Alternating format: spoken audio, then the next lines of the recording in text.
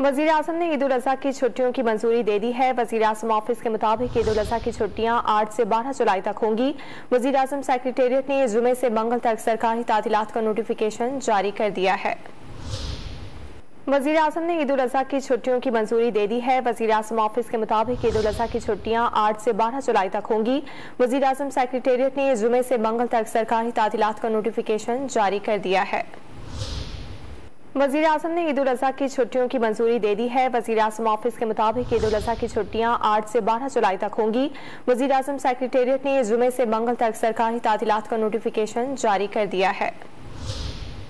वज़ीर आज़म ने ईद उल अज़हा की छुट्टियों की मंजूरी दे दी है। वज़ीर आज़म ऑफिस के मुताबिक ईद उल अज़हा की छुट्टियां 8 से 12 जुलाई तक होंगी। वज़ीर आज़म सेक्रेटेरिएट ने जुमे से मंगल तक सरकारी तातीलात का नोटिफिकेशन जारी कर दिया है।